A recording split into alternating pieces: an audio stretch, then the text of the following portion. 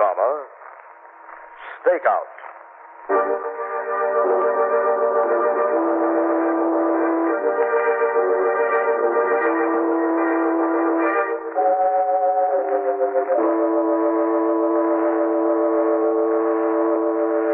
It is almost midnight. In a rundown section near the waterfront, two dark figures stand in the shadows of a lonely alley. You said you had Cranston lined up for a kill, Duke. Where is he? Take it easy, Joey. Got him staked out, but we've got to handle it careful. Yeah, where is the rat? Promised my brother Silky I'd take care of Cranston for putting a finger on him. I waited long enough. Now, where is he? He went up that alley just before I called you. Ain't come out yet. You sure? Sure, I'm sure. Okay, come on. Don't be too good a target, Joey. That guy Cranston can handle a rod, but good. Yeah, but he's used to the trigger end. I'm going to give him a dose of the business end. Hold it. Think I saw him. Where? Up there near the end of the alley. See him? No, where? Right. I lost him in the shadows. Come on. He can't get out of the alley without passing us. Must be hiding behind that pile of junk at the end of the alley. Just too bad. Joey, look out. There he is. What? Joey. Joey, can you hear me? Sid.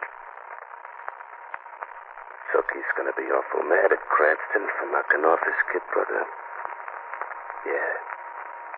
Awful mad.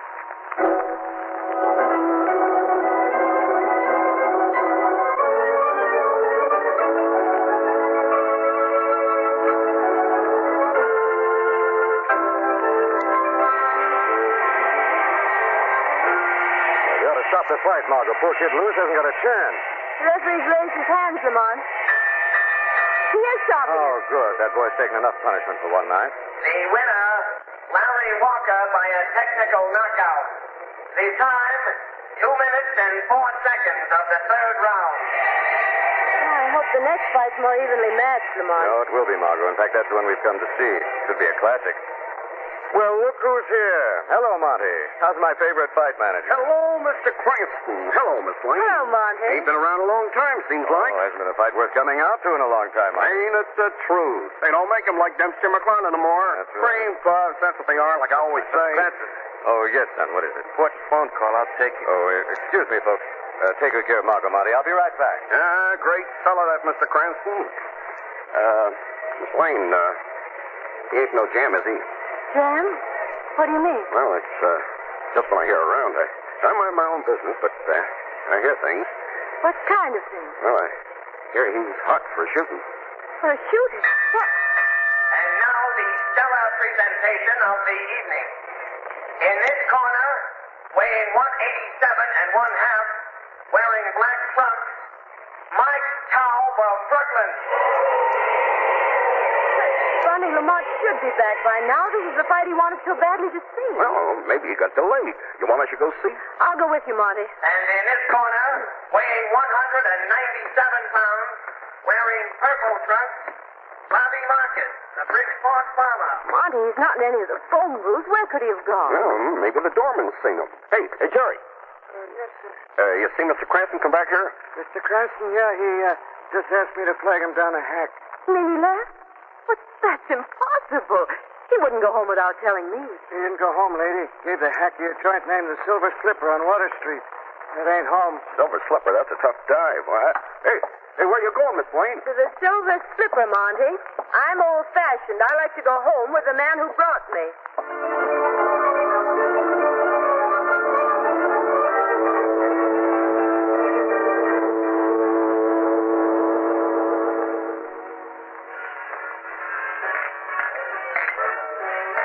Okay, sister, what'll it be? I don't think I want anything, thanks. I'm looking for a man. So's a million dames. So you're looking someplace else, will you? Well, you don't understand. The man I'm looking for came in here. Yeah? What's he look like? Tall, dark, good-looking. Oh, him. You mean he's here? Yeah, he's here. See that blonde at the corner table? Yes. Ask her. She knows where he is. Thanks. I beg your pardon. What did you do? Oh, I'm looking for Mr. Cranston. The bartender said you'd know where he was. Sorry, sister. He don't want to be disturbed. But look, he's with his lady friend. Now be a good girl and blow, huh? His lady friend? What? That's impossible. Oh, that shot and it came from the back room. That's where Carl and Cranston are. Come on. Lamont! He shot her. He shot Carl. He's still got the gun. For heaven's sake, Lamont, what is this? I can't explain now, Margo. Don't let him get through that window. Stop him. Never mind him. How about Carla? Carla. Carla, can you hear me? Holy mackerel, she's dead.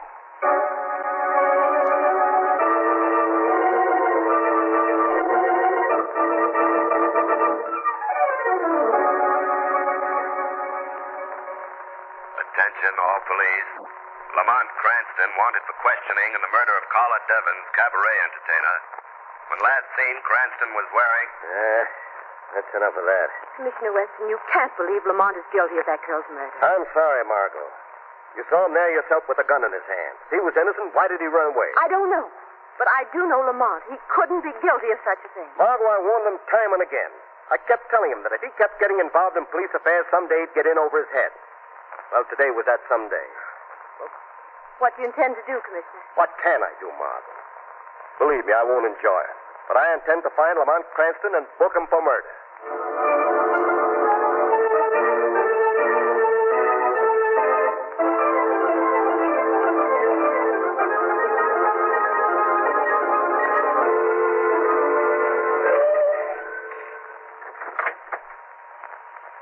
Lamont?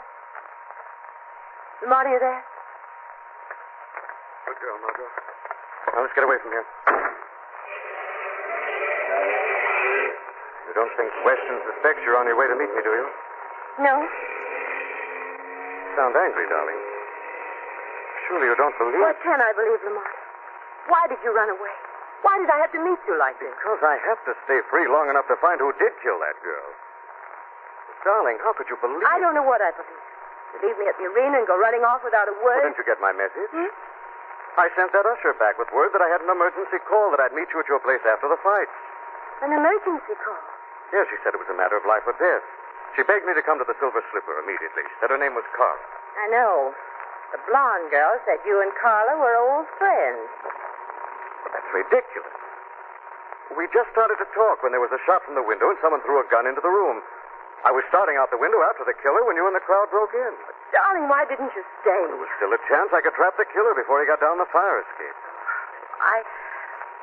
I guess I believe you, Lamont. Oh, Lamont, get over. That car's trying to pass you. Hold on, Margo. They're trying to run us off the road. Watch it, Margo. You all right? Yes. They're getting out, Lamont. Two of them. Hello, Cranston. What is... I don't move. What is this? The guy wants to see you, Cranston, awful bad. Well, who are you? What do you want? You don't know us, Cranston, but you know our boss. His name's Silk. Silky Reeves, remember? That hoodlum. What's he doing out of jail? You'll find out, Cranston. When you sent him up, you didn't do as good a job as you did on his kid brother. What? You're going to wish you'd gunned Silky, too. Gun? Wait a minute. I didn't kill Reeves' kid brother. No. Try telling that to Silky when we get there.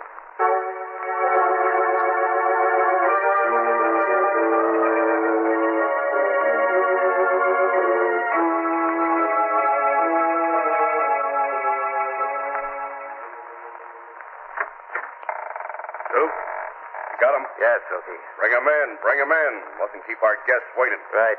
Okay, Louie, bring him in. Well, Cranston. Haven't seen you since you testified against me 6 years ago. 6 years in the pen can be a long time. Why the young lady? She was with him, Silky. We had to bring her. How unfortunate for her. Duke? Yeah. See that the lady's comfortable and well tied. Wait, sister. Get your hands up. Leave her alone. Wait a minute. I've seen you someplace before. Yeah, get around. Come on, sister. Wait. You'll have to pardon this broken-down old shack, Cranston. We've been meaning to get rid of it. We're taking care of that tonight. Hey, what's this all about? Surely you must have guessed that I'd resent your killing my kid brother, Joey. I didn't kill your brother. Unfortunately for you, there were witnesses. Duke, tell him. Sure, Silky.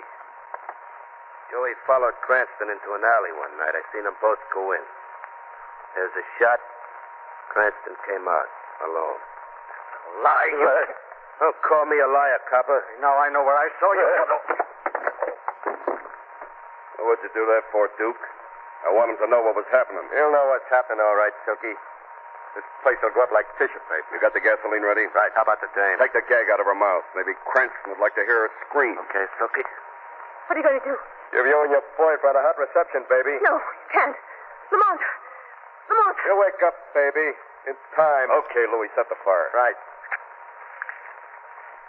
There she goes. We better get out of here. This will go faster than we thought. Lamont. Lamont, can't you hear me? You've got to hear me. You've got to.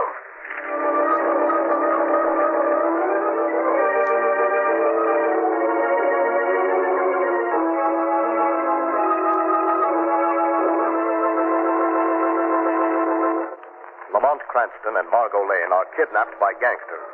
The old frame building where they're being held is set afire as Cranston begins to regain consciousness. Lamont, for heaven's sake. Lamont.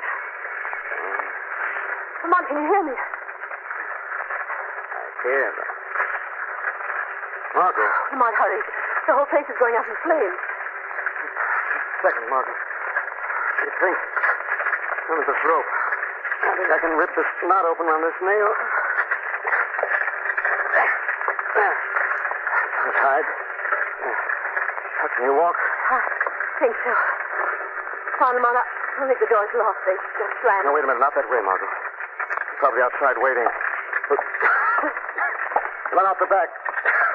The wall looks fairly well rotted. Hurry, John. Hurry. Now, let's stand back. I'll try to fix the plank through. There, now we can get through. Now, you go ahead, darling. Haven't got a minute to do it. Keep down low, Margo. Got to keep out of sight till we're sure they've gone.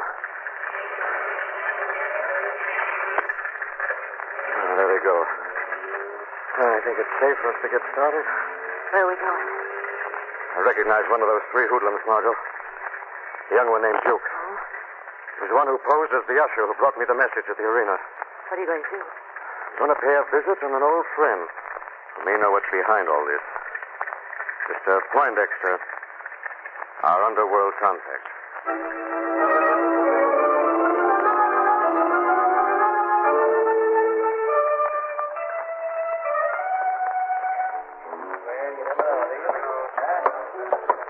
So, this is Mr. Poindexter's latest headquarters. Quite an exclusive little spot.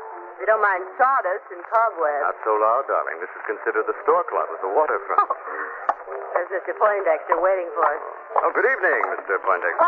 Mr. Cranston and the lovely Miss Lane. Be seated. By all means, be seated. Thank you, Mr. Poindexter. I hated to impose on you, but this is very important to me personally. By all means, my friend, by all means. I took the liberty of ordering a brief libation.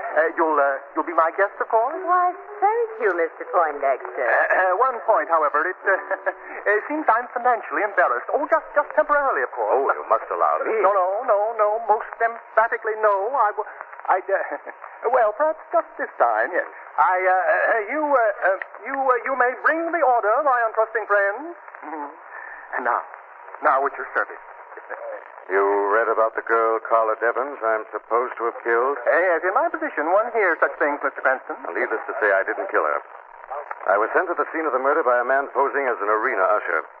He's a hoodlum named Duke. Yes, very interesting indeed. You see, Duke was the late lamented Carla's sweetheart. Oh? Although one heard rumors of a rift lately. Rumors? Of what kind? A new light of love had dazzled the fickle young Duke. Now it's beginning to make sense. Duke wanted to get rid of Carla, so he shot her and tried to plant the blame on me. But why? Possibly in retaliation for your supposed killing of Filthy Reeves' young brother. Our underworld is sensitive on such points. Yes. We had some evidence of that tonight. Well, I've bothered you enough with my problem, Mr. Poindexter. Thank you very much. Come on, Margo. We've got to run. Oh, before your libation arrives? You have ours, Mr. Poindexter. All three? Very well, but only as an accommodation, you understand. Good evening, my friends. A very good evening to you both. Where are we going, Lamont? Going to see the blonde with the silver slipper who told you I was an old friend of Carla's. I want to know why she lied.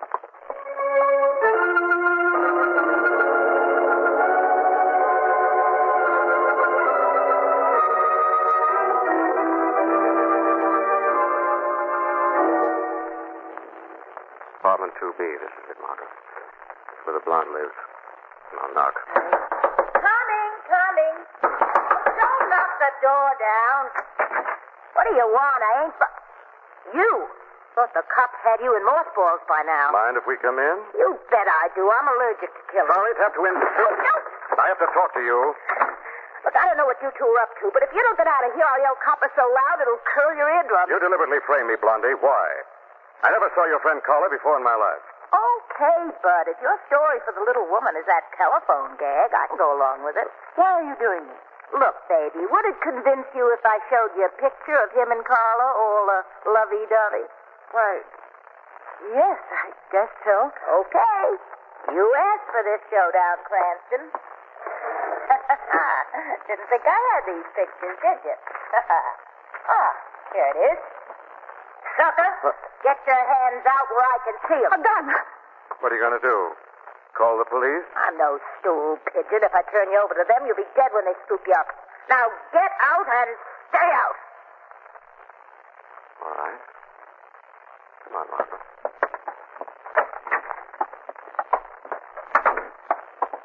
I wouldn't have believed it. I've never seen you cowed so easily. And by a woman. I hope she thinks the same thing, Margo. What do you mean? I mean, now I know I'm on the right track. Blondie couldn't have known about that telephone call unless she was in on the frame-up. You see, Carla had time to tell me she wasn't the one who called. What are you going to do? Shadow is going to have a talk with Blondie. I think she'll talk to the Shadow.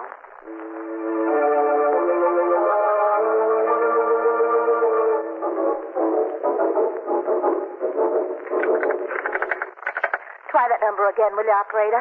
I gotta get him. I gotta. What? Who's that? The Shadow, Blondie. Shadow? Has your boyfriend run out on you? Well, I don't know what you mean. Your boyfriend named Duke? How do you know about that? Duke thought he could get rid of Carla. Blame her murder on Cranston. You were in on the plan, weren't you, Blondie? No. Weren't you, Blondie? I called Cranston. Sure, Duke told me what to say, but I swear I didn't know Carla was going to die. That's the truth. So help me. I swear it. All right, Blondie. Tell me, where's Duke now? I don't know. I can't reach him. They had a job on tonight. They should be finished now. After the job, where will they be? Well, I don't... Where will they be? At the hideout. It's an abandoned ice house near the bridge. The meeting there to split the take. Perhaps the Shadow will join that little meeting. And if you've told the truth, no harm will come to you. But if you've lied, Blondie, you'll answer to the Shadow.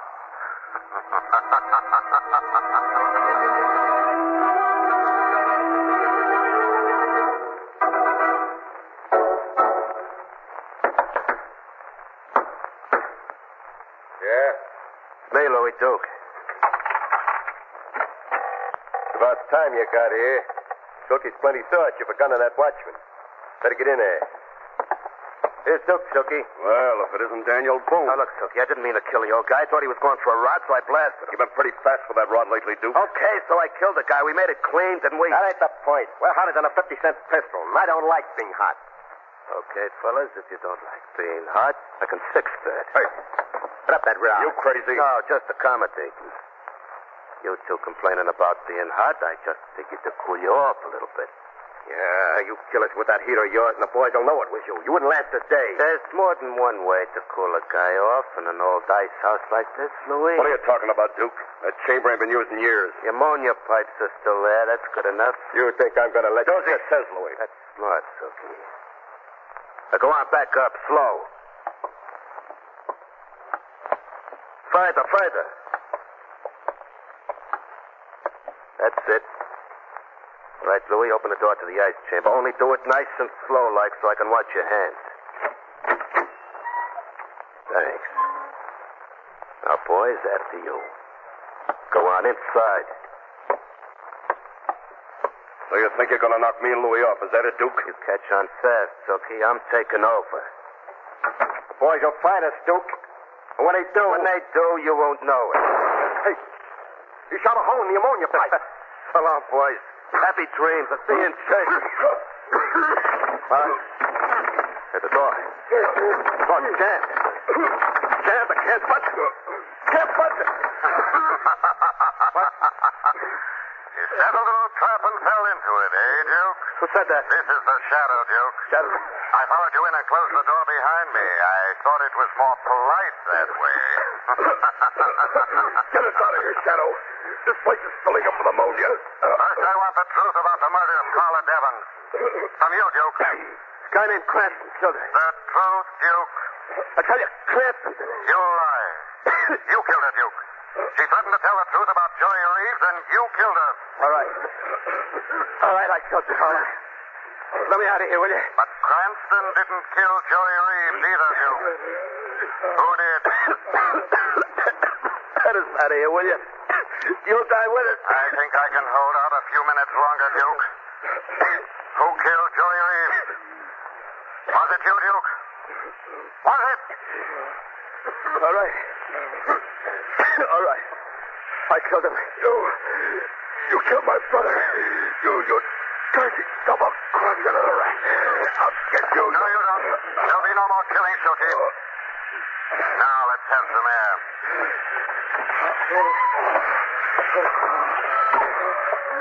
Cops! Let's get out of here. Now, Louis, Duke has a story to tell Commissioner Weston. And you and Silky want to make sure he tells the story right.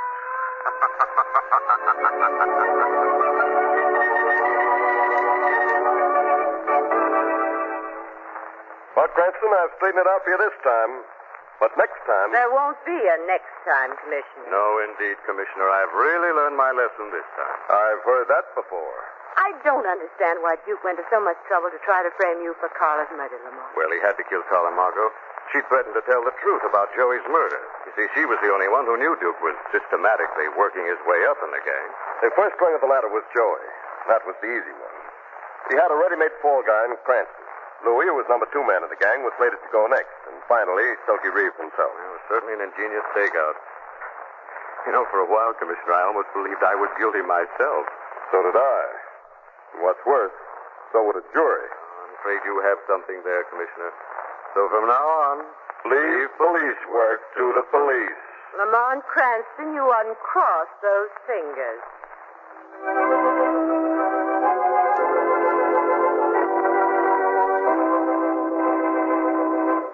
Weed of crime bears bitter fruit. Crime does not pay.